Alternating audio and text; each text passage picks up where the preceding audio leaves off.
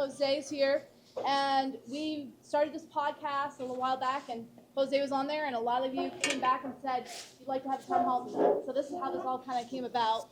That's the only reason I'm here is because it got shouted out in our podcast. That's why me and Justin are here, right? That's right.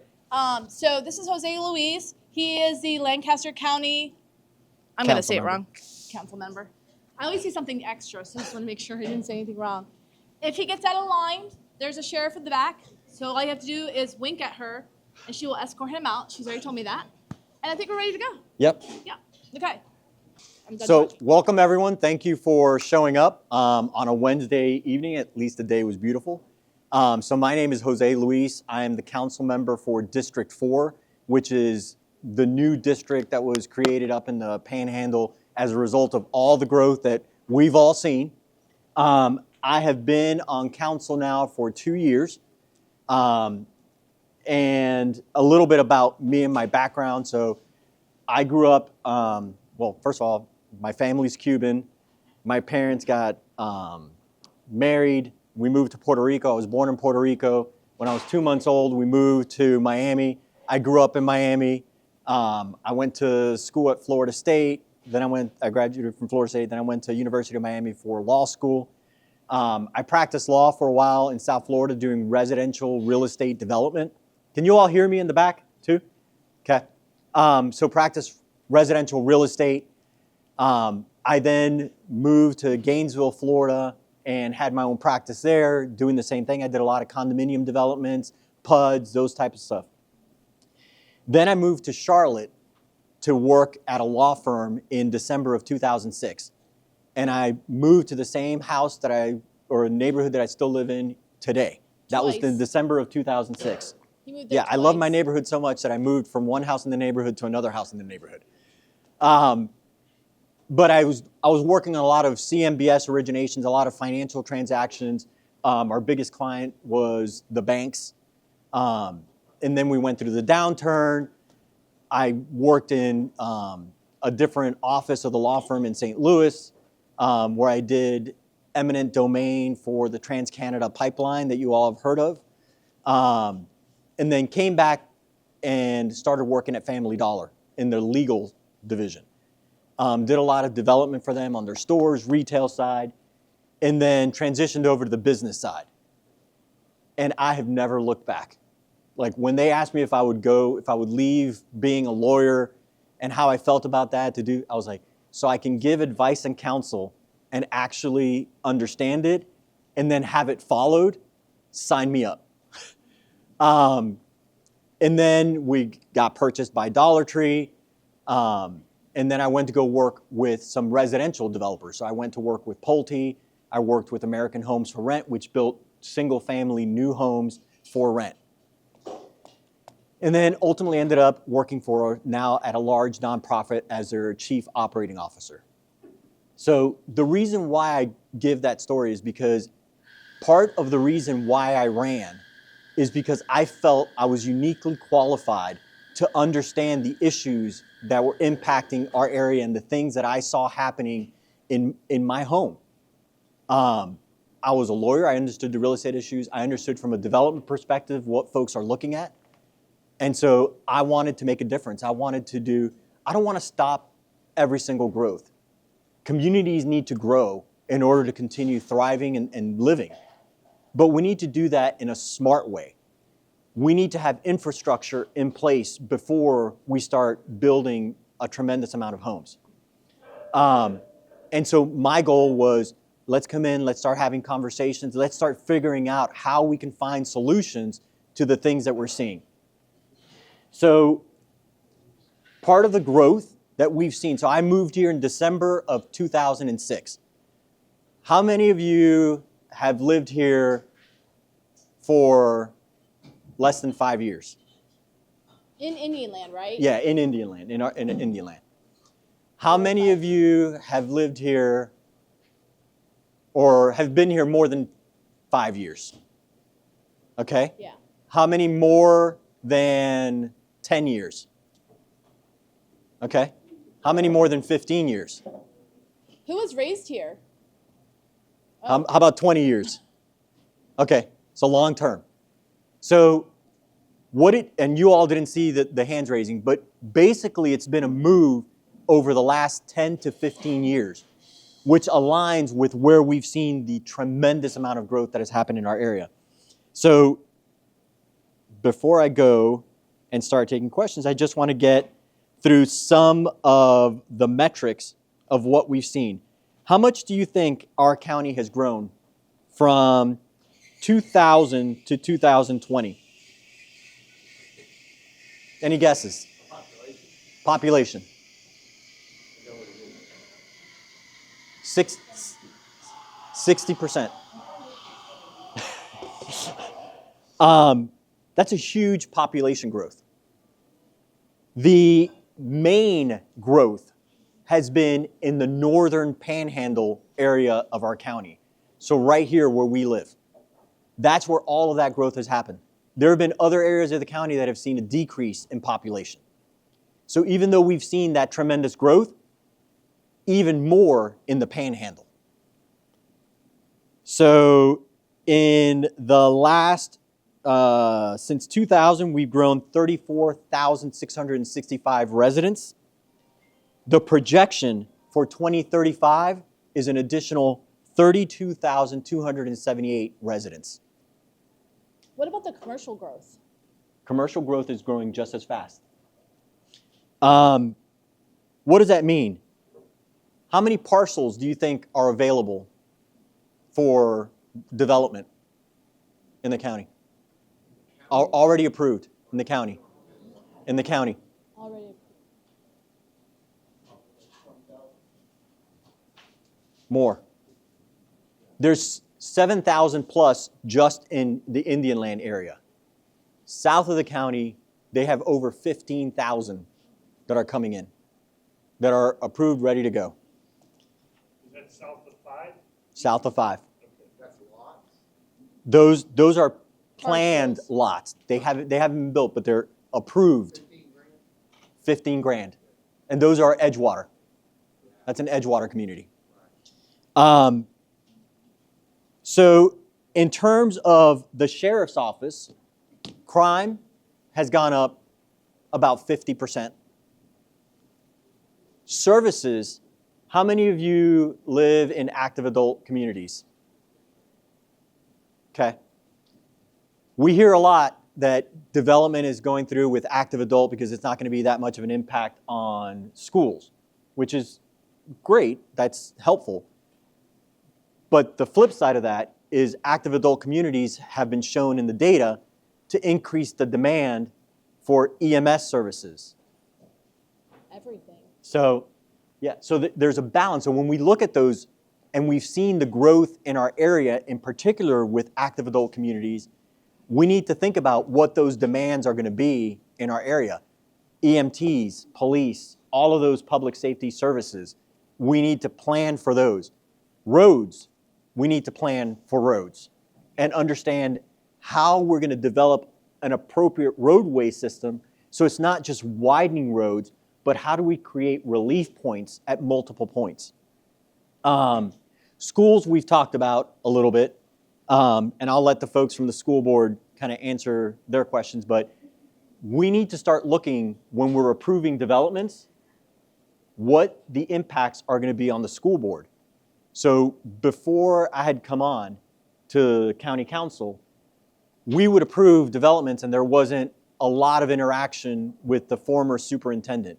When the new superintendent has stepped in, we're now providing information on what developments are coming to approval for county council and getting feedback from the school board. The one glitch when we were having conversations about that, I asked him, like, so just to make this clear, when you're looking at those developments, are you looking at them individually or are you looking at them cumulatively? And I think they were looking at them individually, but now they're going back and they're looking at them cumulatively. So it's those types of questions that we need to be looking at to see what we can do. How many of you have heard about, let me see if I'm covering everything that I want to cover. Don't worry, I'll make sure. So how many of you have heard about impact fees and that we have impact fees and they're covering and you know what they are? Do do any of you know how much we've collected in impact fees? So I'll tell you. So the projections for impact fees when they gave the presentation was supposed to be about $34.5 million by the 2024. We've collected about 3.5% of that. Why do you think that happened? And let me tell you how impact fees are collected. Impact fees are collected at the moment that a building permit gets approved. A building permit is when you're going sticks and bricks, your vertical development, you're actually building the house. Any ideas on why we've collected so few impact fees?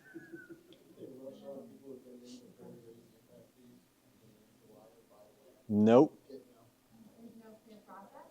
Nope. All existing developments that were in the process, or a lot of them, were exempted from the impact fees. So we're not seeing that. So one of the questions that I asked our county administrator before I came in tonight was, I wanted to get a clarification on how many units, building permits, had actually been approved since the time that the impact fees had gone into effect, that are actual numbers that we have lost. So there was about 8,000 units that they projected. It is just under 4,000 units. So almost half is an actual loss of what we would have had. Those are huge numbers, and it's not enough to build a school but it's enough to do some repairs. It's enough to do some facility improvements, some equipment. There's things that we could do. So let me just get, so one of the other things that we've looked at, so I talked about public safety and emergency services. So as we're going, am I standing too far forward? Okay. No, come back. So the other thing is public safety. So there is a ton of needs that our public safety folks needed. So when I started, we were looking at the rooftop fees. Anyone know what the rooftop fees are? You'll see it on your tax bill. It's a special tax district that's been created. We've now merged the Pleasant Valley with the Indian Land. We're now a consolidated Indian Land Fire District. It's not to get new roofs. But what it does, it's supposed to support our emergency services here in Indian Land. That number has increased from 90 to 240 over the last couple of years. It's almost a 300% increase. And I am all for that because we need to provide the services that we need here in the Panhandle. The other thing that we did is there is a number that's called an ERU, and it's basically what gets applied to commercial properties to attach it to a residential unit. So when I give you the 240 number, that's per unit, per residential unit. In order to try to attach that to a commercial property, they need to come up with some calculation. So they determined that there's a number of square footage ratio that they'll apply. Currently, it is 750. We've reduced that significantly. It was over 1,500. So what that means is, instead of, let's say a commercial property has 15,000 square feet. Let me do the math. Yes, 15,000 square feet. So if you apply the old ERU ratio, they would pay 10 times 240. Now they would be paying 20 times the 240. Does that make sense? The math? Yes? No? You want me to go through that again? No. Okay.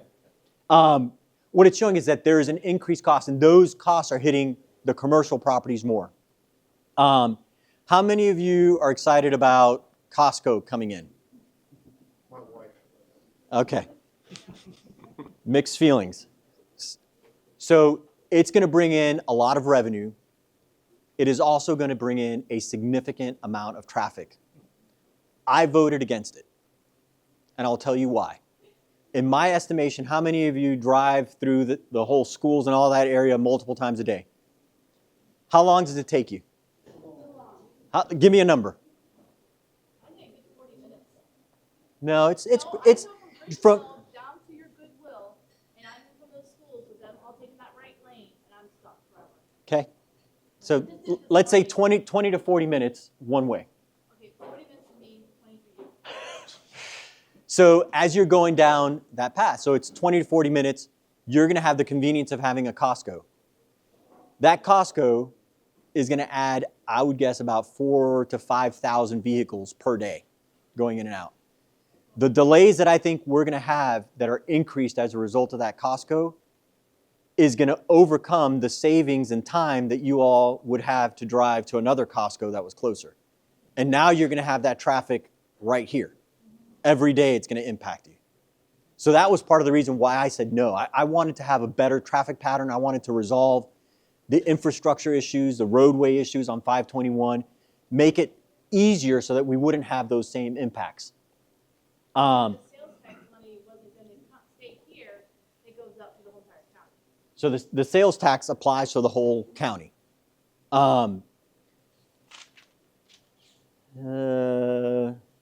Parks, there's a regional park that's going south of the county, over by Roslyn, closer to like the city of Lancaster.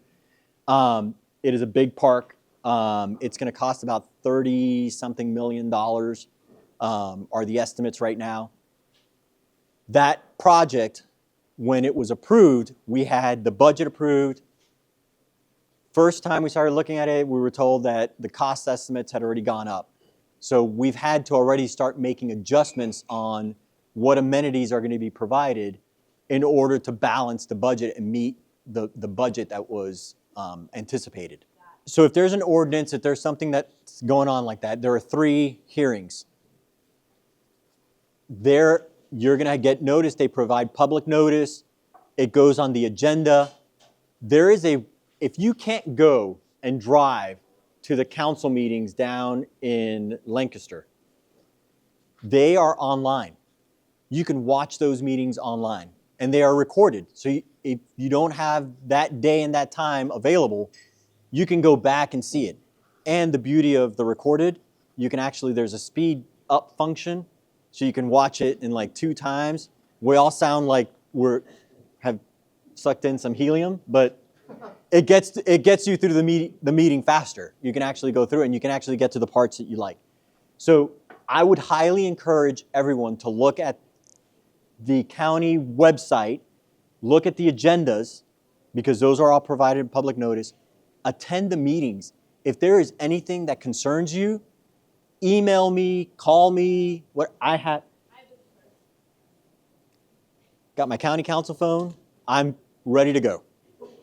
So I would highly encourage you all to attend those meetings and speak up, because they have portions for citizen comments that if you are concerned about something, gather your neighbors, gather your friends, gather people that are like-minded, and speak out, because that's the best indication that council members can hear. One other thing that I didn't... You only hear, just to hit in your piece, you only hear it when there's an ordinance. So the councilman only, so if it follows, if someone puts in here an X thing that we all don't want here, let's just say craft, right? Craft, you put him in there, if he follows all the rules, it doesn't come in front of you. So that's for a zoning ordinance change, those things. Right. Like if it's zoned appropriately, it just goes through the planning department. Like we don't necessarily hear about those things. It's when there's a zoning change, it's when there's an ordinance change, it's when there's a resolution. A resolution just requires 1 vote. But there are only certain items that can go through a resolution. One thing that I was going to say, I keep hearing this tension between the northern portion of the county and the southern portion of the county, and the perception that we have is we have all these needs and they don't really need anything down there right now. Like we have the immediate needs. They're looking at us and they're thinking they have these great retail establishments. They have all this stuff. They really don't need more. We need these things. We need to understand each other. We're living in the same county. So one of the things that I started doing is if I'm expecting people from the other parts of the county to understand what I'm going through and what the residents of Indian Land are going through, and I want them to come here, I should go there. I should walk the walk and talk the talk. So I've been doing tours and walking around and going around their neighborhoods, identifying like what are some of the concerns that they have, and there are legitimate concerns.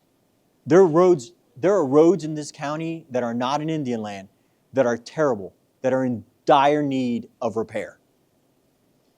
There are areas in our county that have been devastated by the mills that have left, and they are anxious to see some growth, some new residents, some new activity, some commercial development. We need to take that into consideration because those people have needs too. So we need to bridge that communication gap, and I'm trying to do that. So whenever we're talking about it, like I don't want to have these conversations about like pitting ourselves against each other because we're never going to win that way. So with that, I am open to any and all questions. It doesn't matter. This is a cage match, free for all. So feel free to ask. If I don't have an answer to a question, we will document it and I'll get back to you. Just make sure that we have your email or phone number or contact information that we can reach out to you. First question. Can you tell me what qualifies to be exempt from having impact fees?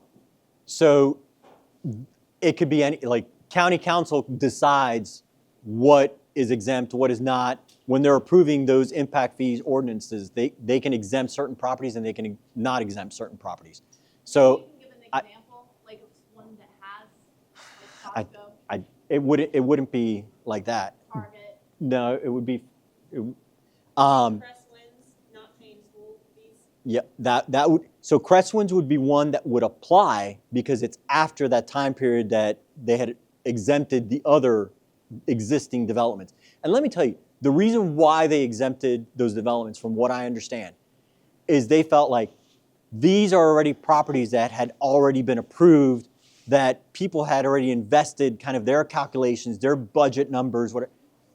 I kind of get it, but when I worked for a developer, Fort Mill implemented some impact fees that were fairly substantial.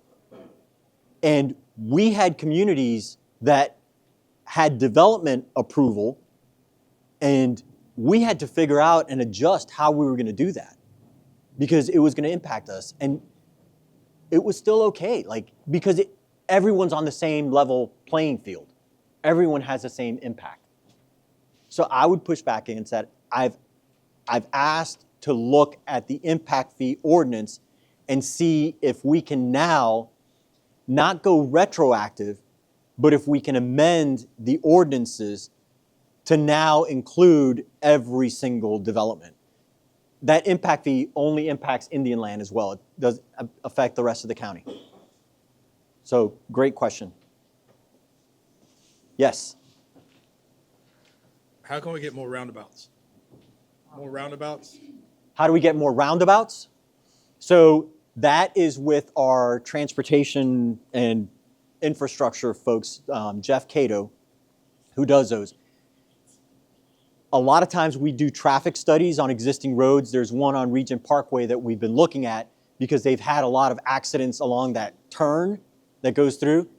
So they've asked us, the residents reached out, they said, we're seeing these concerns. Can you look into this? They monitor it. They put some of those those cameras that capture kind of the speed of vehicles going through. They run their analysis, the engineers run their analysis, and then they come up with solutions.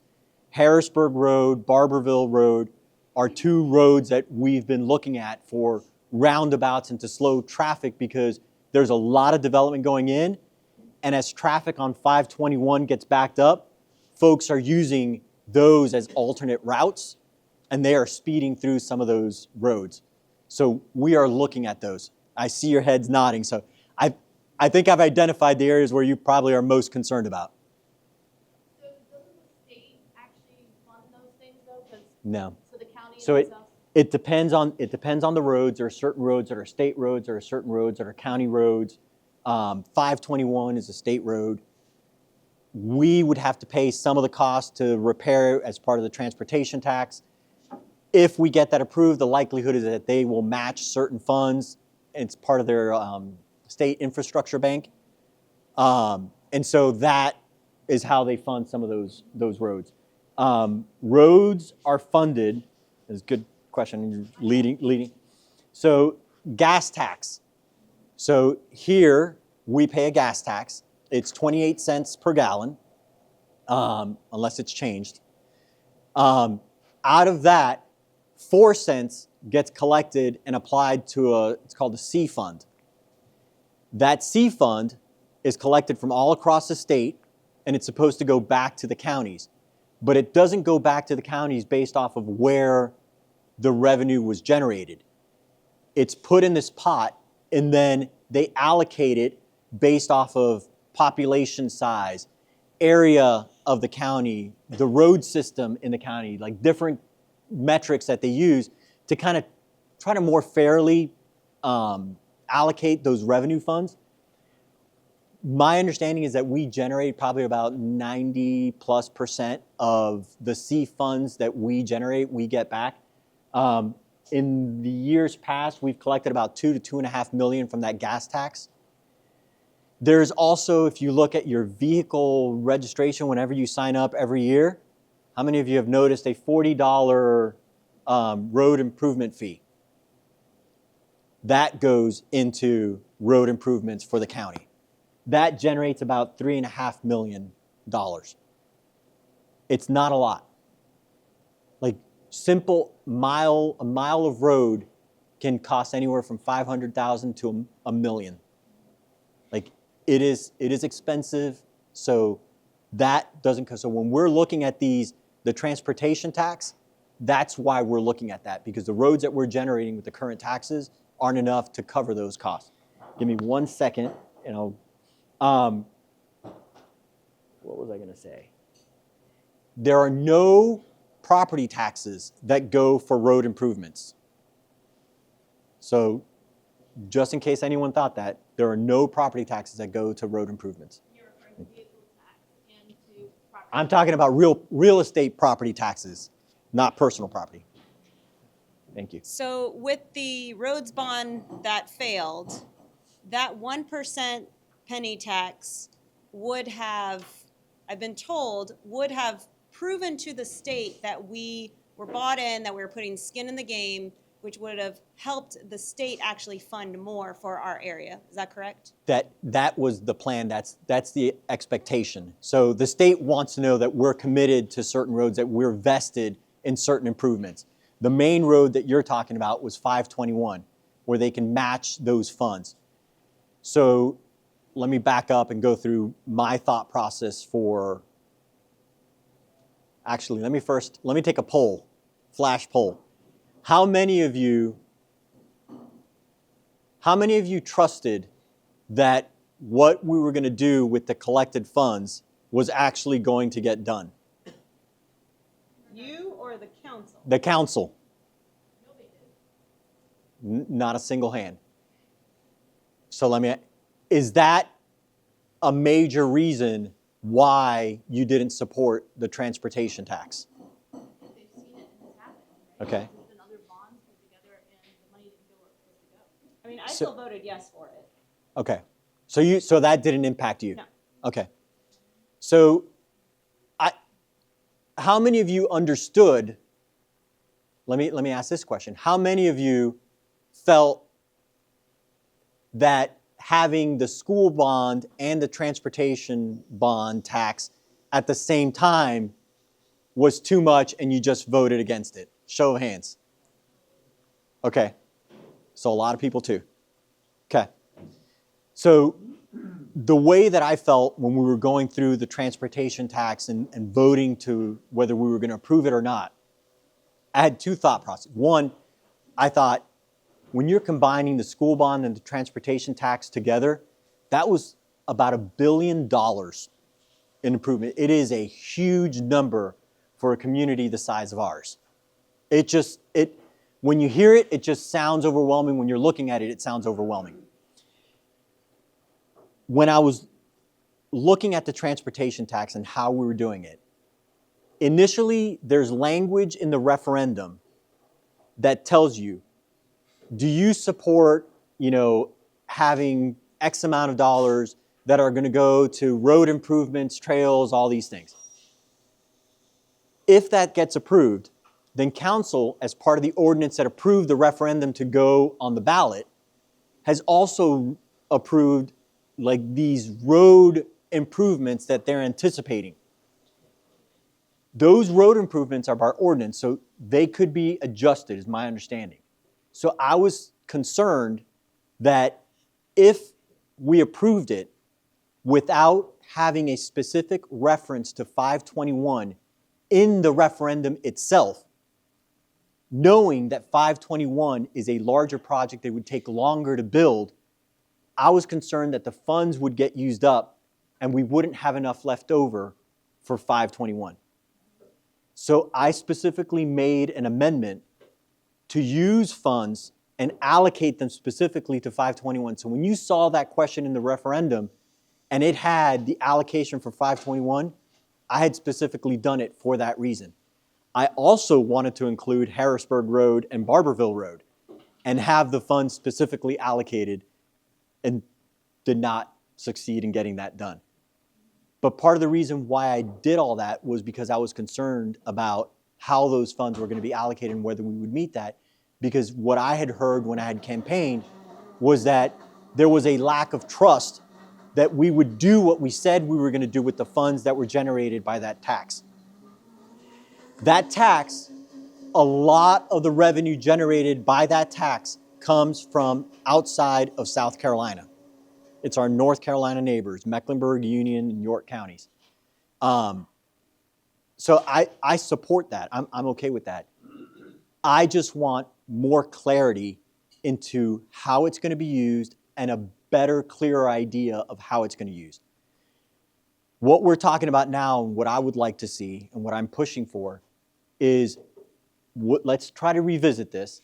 Let's get a better plan, more clarity around it. Let's put a smaller number on it. Let's really focus on the 521 and maybe some of the other quick improvements, paving. Maybe it's not 15 years, that reduces it to 7 years. If folks start seeing the work getting done, it builds that trust. And it makes people say, okay, we're building the trust, we're seeing that they're utilizing the funds for exactly what they said it was going to be used for. And then we can do another one. We can continue that path and we can start fixing the roads that desperately need to be fixed in our county. Does that answer your question? It does. Can I have a follow-up question? Yes. So what is the plan? Because I constantly drive up Barberville, and I am scared to drive up Barberville only because cars are either swaying off away from the potholes, and there is one very nasty one that everyone keeps hitting. And I'm afraid another patch job. When is it actually going to be safe enough to drive on? So those issues we need to address from a safety and security. So that goes back to the same question that he had asked. Like, when you're seeing those things, you need just bring it to us and say, hey, there's a concern, a big concern here with speed, safety, children that are crossing the roads. And then we can start looking at those and actually doing measurements and studies for all of that. We have a great transportation commission that does amazing work. Like they are smart. They know exactly how to use funds. They helped fix Possum Hollow. I don't know how many people drove on Possum Hollow, but I live right off of Possum Hollow, and it was like every single day I was getting a massage going to work. So those are the types of things that we need to address early on, and perhaps those are things that we can address quickly if we got a smaller bond and said, okay, so now we're going to identify these quick fix jobs that we can do throughout the county. But all we keep seeing is commercial space continue to grow. No community center, no extra libraries. Lancaster, I know you said you want us to be friends with them, but they got a nice big park going, and we don't even have a park here. We don't have a town center. So everybody's supposed to write checks, but we're community. So there are communities. We have the Indian Land Rec Center. That's Rec center. okay, but Huh? Walnut. Walnut Creek is from Walnut, like, you guys pay for Walnut Creek, not the town. No, No, the it's county pays for the upkeep, I'm saying initially you guys would pay for it. $30 million out of It- Lancaster for a park, and it doesn't pay the county. but there are, and we need to do those community These are services. not my questions, these are other people's questions, I'm just debating them for them, so don't.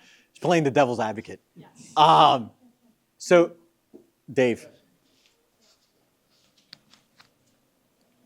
So I'm not a big fan of paying a lot in taxes. same. We have this A tax that when I go to Charlotte, I don't pay an extra 2% when I go out. The money, in my opinion, is being wasted. It goes to private entities with little to no accountability, kind of like what Doge is doing right now on the federal level. I don't want to pay an extra 2%. I have my charities. I like to give to my charities. I pick my charities. I don't want my government picking my charities. And my government locally is giving away money that I feel should be given to the taxpayers. If you want to talk about adding a 1% for roads, I think we should talk about lowering taxes too.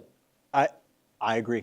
Okay. I 100% agree. I think. Can you At, kind of explain what he's saying, 'cause I don't know if everybody understands. do you want The to? accommodations tax is a 2% tax that they add on the 8% tax that we already pay every time you go out to a restaurant or any place you buy any prepared food. So it's just another added tax. And in my opinion, looking at where it goes, there's an advisory committee that advises county council on where to spend the money. People apply for grants. Just like with USAID, we see where a lot of this grant money's going. And it's not going to places where it's being accounted for. Yep. And when you question it, you're told, oh, if you want to do a FOIA request, you got to pay $400 for us to process that request to find out where the money's going. So That's not transparency. So so it's called an accommodations tax and an A tax, and the idea behind that it's supposed to be bringing people in. It's kind of investments back into our community. want any more people in this. But Sorry. so to your point though, we absolutely need to look at our budget and put a nice red pen through the budget. We were at the council meeting on Monday, and Jean was there. You were there too. Oh, is that the question you were going to ask? I was, Hold on. mind you, we're all going through the Doge experience. I was so surprised that here in our county, it looked like everything was taken care of, the coroner's new office building. But then all of a sudden, another 200,000 earmark, that's an earmark, right? For this, then another $200,000 for this, and another 200,000 for maintenance of a 3-acre park. And I'm thinking, this is why we get upset. It just adds to the cost. And why isn't the Parks and Recreation Department taking responsibility for that park? Why should the taxpayers of Lancaster County have to do it with the budget for the coroner's office? So what that was a budget amendment. And there were certain items that were being requested for the sheriff's office and certain things, which I was for. Like they weren't that significant. It made sense. Like I'm a big supporter of the sheriff's office, emergency services. For me, fundamental government, you get down to the basics, it's public safety, number one. That's what we're doing. That's the job of government. And so anything that has to do with that, like I'm willing to like look at it and support it. What happened with this particular item is it had come up at the last council meeting before this just past one, and they had gone through certain items for the sheriff's office. I was good, got approved, 7-0. But when it came up again, remember the 3 readings? So for reading number 2, there was a whole lot more in the pot. And between the two items, it was over $400,000. And I called it out. I was like, I'm sorry, I may have missed something, but I'm like, are there not new items in? You're laughing. You know what I'm like at council. And it turns out there were new items that had been placed on the agenda that they kind of told us about it as a line item going, but it didn't have the depth that they had had the 2 weeks prior. So I asked them to go through it. The first one had to do with tires and disposing of tires that had accumulated because we're a collection sites. We have collection sites for tires. And we needed to dispose of them.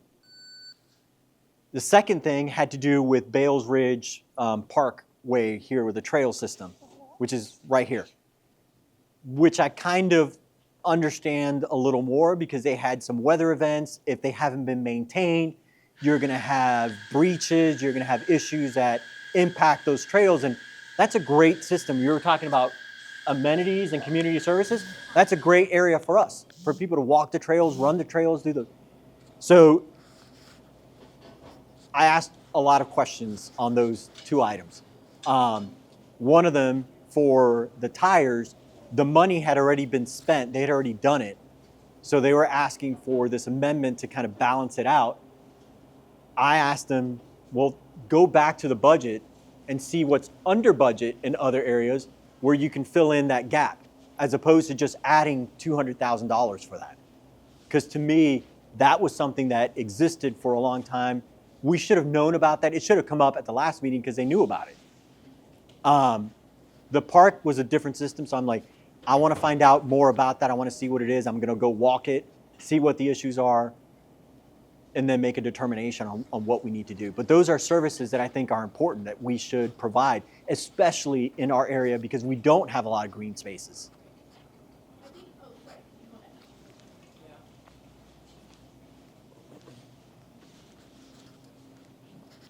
Okay, Jose, we're talking about all of these different issues and stuff. We want to talk about a road, and we want to talk about a problem with the road. Where do we go? Great question.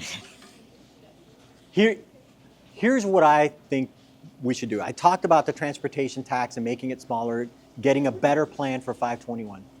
What do you think is the number one solution that we should do? No, not raise taxes. That is a last resort.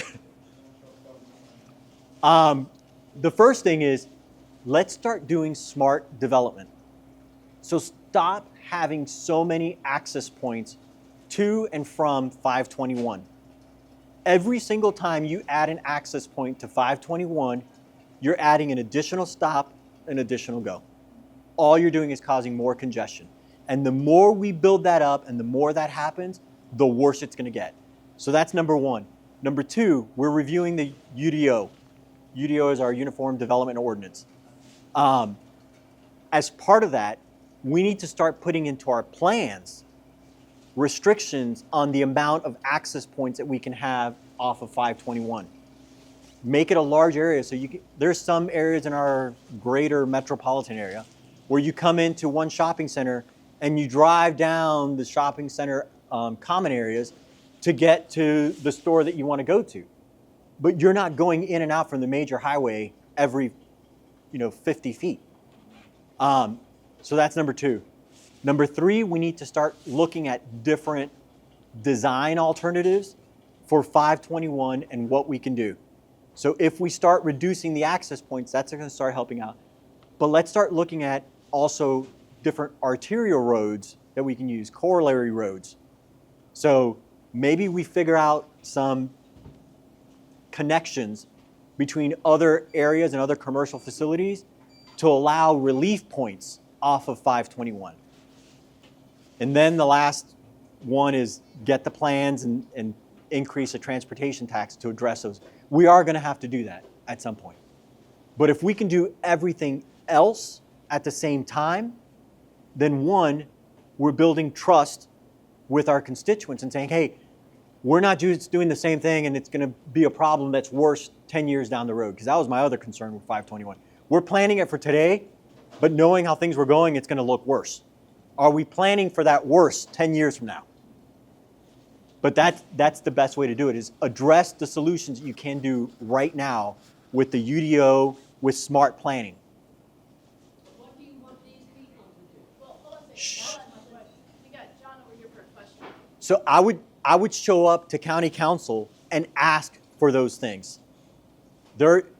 Jean's asking because she's kind of astroturfing, because she shows up at all the meetings. She's there. They're hearing everything that's going on. It is important for people to show up. When they see us there, they know what's going on. Be respectful.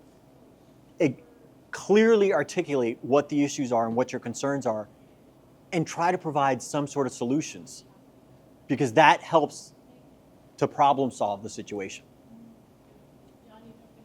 So one of the things that really ticks me off about this, we allowed all these builders, we're allowing all these things.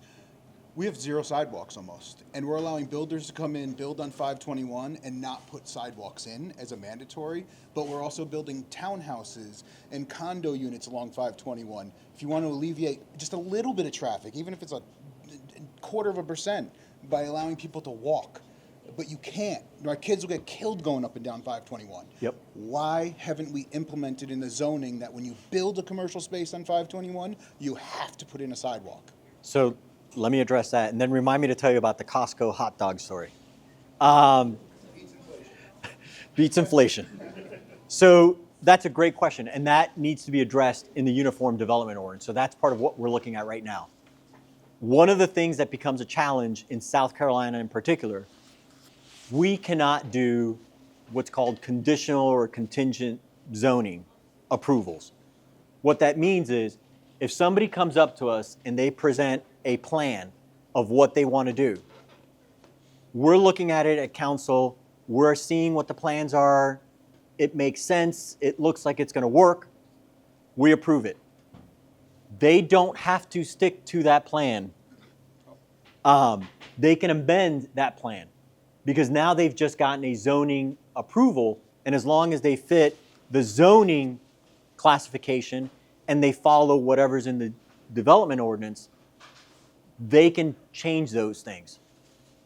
North Carolina has certain jurisdictions where if you submit a plan as part of your zoning approval, you can say, I'm approving it based off of this exact plan.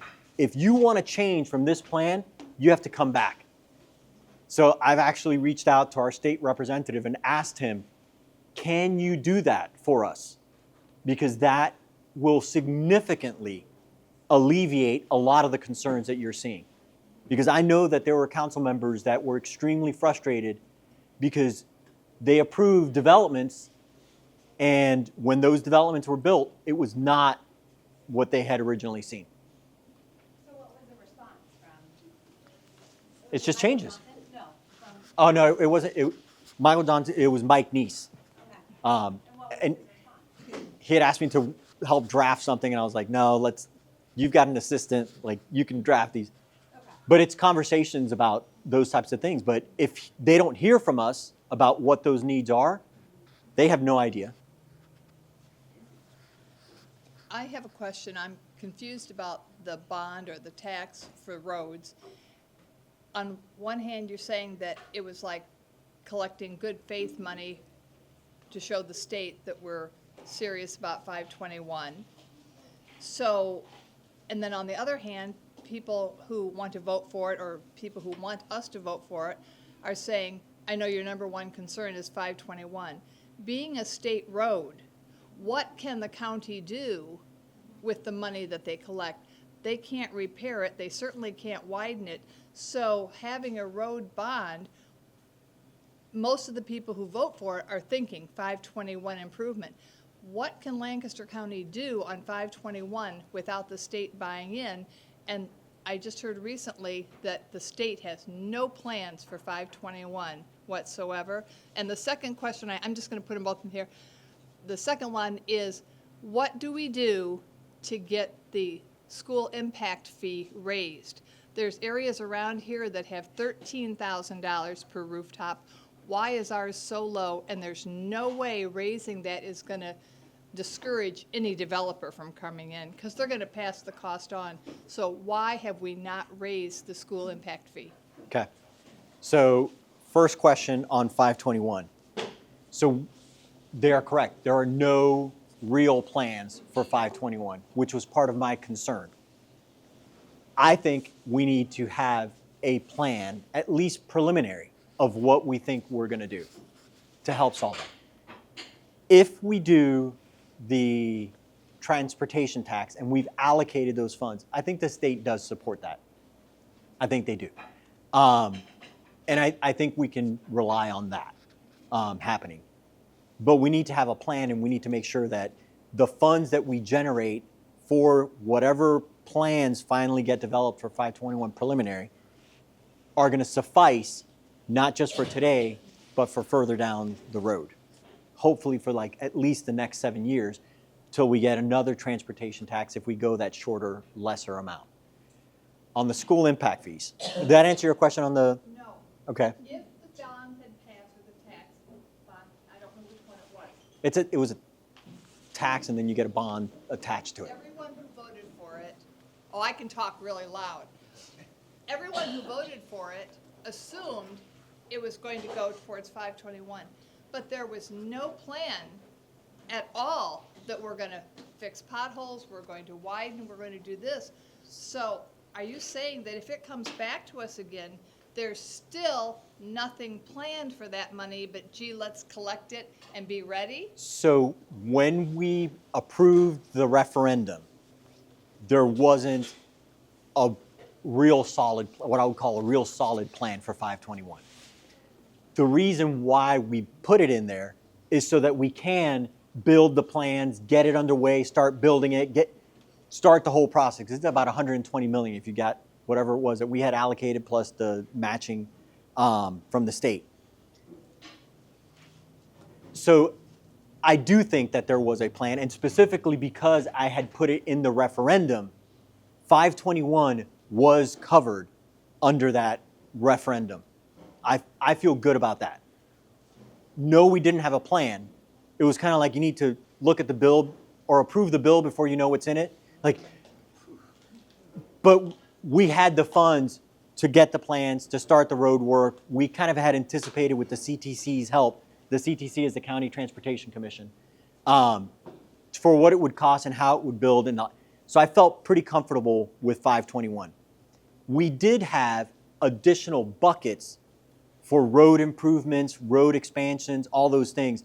Those were built into what I remember when I said the ordinance that went with the referendum. That's where those other projects were. Harrisburg Road was on there. Barberville Road was on there.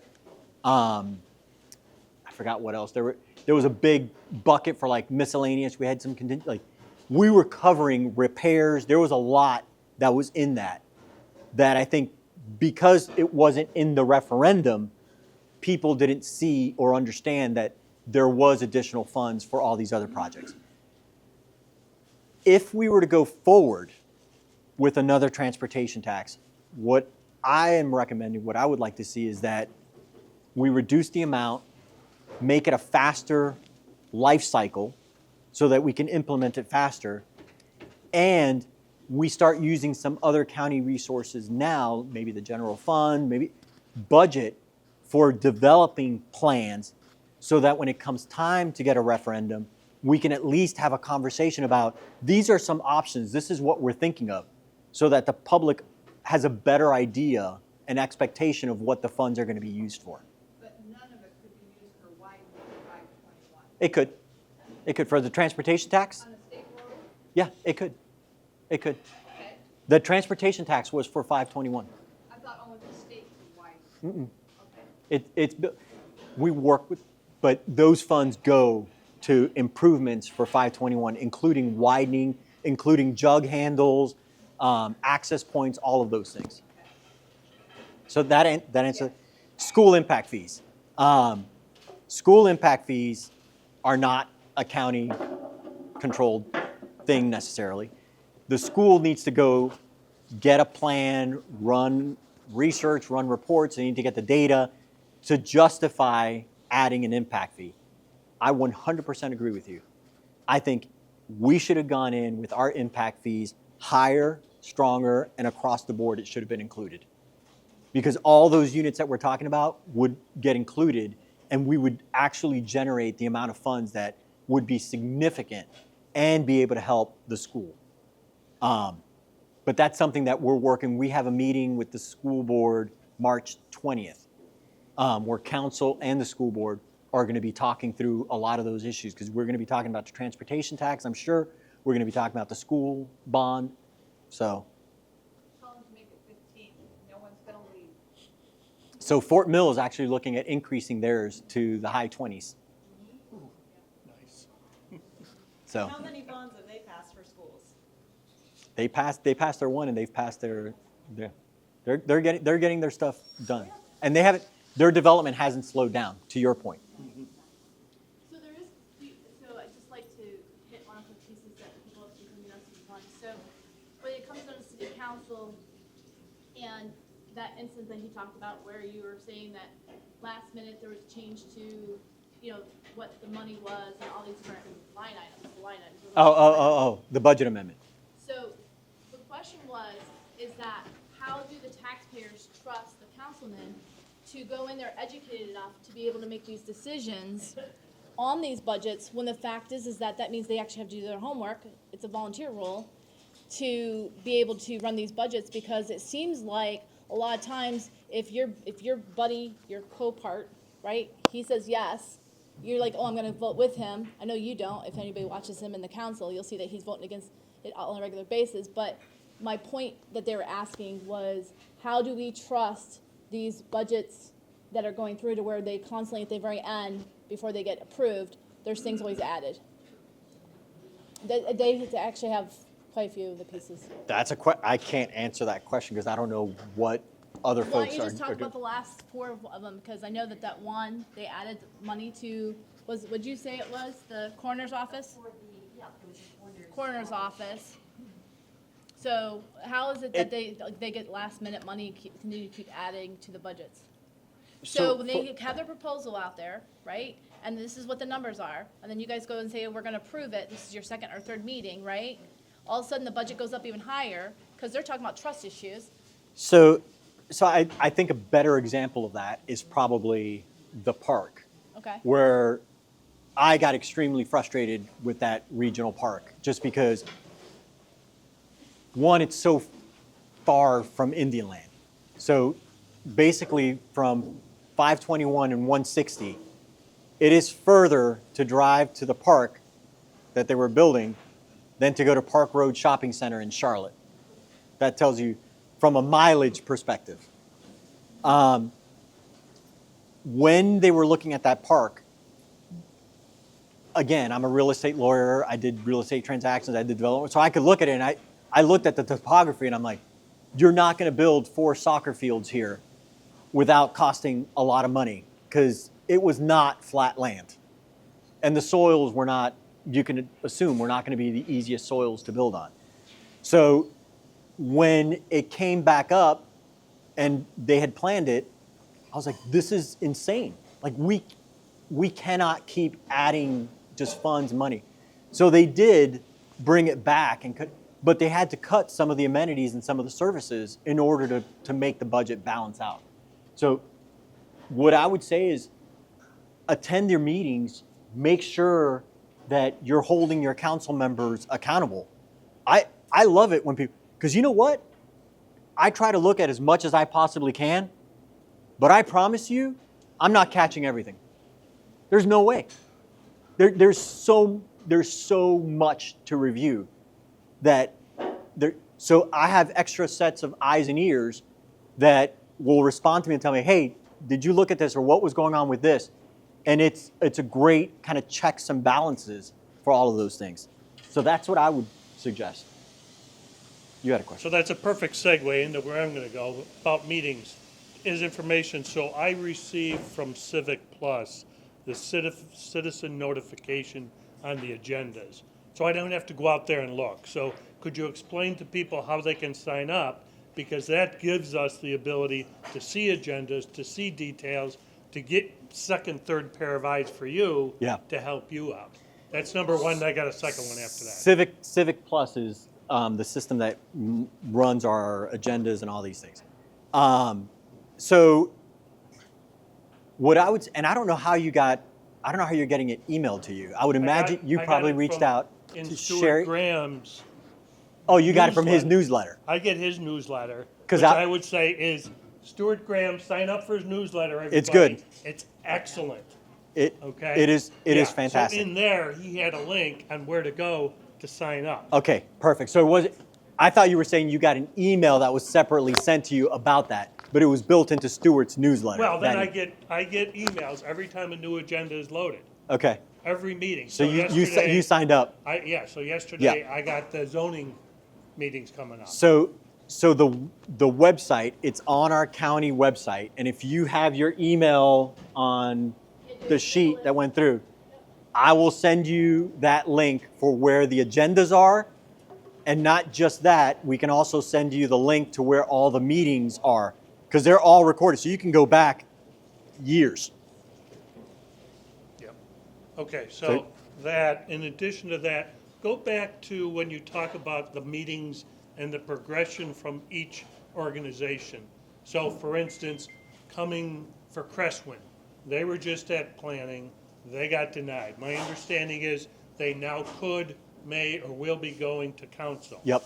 You know, so what's the flow through the system from planning, from zoning, Yep. fire commissioners, all these different groups? So it's really 3 groups that review this, and it depends on the project, the size of the project, type of the project. But let's take Coulter and the Crestwinds development as an example. So that will go through staff.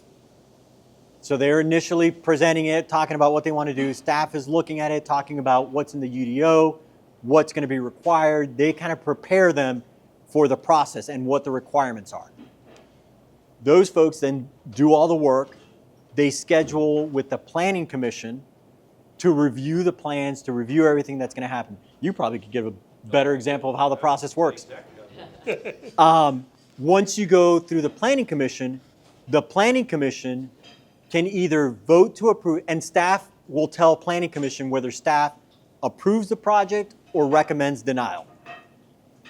It goes to planning commission. Planning commission can either review or deny the request or the application. County council can still review that, whether it was rejected or whether it was approved. So if the applicant wants to move forward still, like Coulter, if they decide that they want to move forward, they got denied by staff, they got denied by the planning commission. They could still bring it to county council. We could disagree. We could approve that development. So if you're against that development and it goes to county council, then show up to the county council meetings.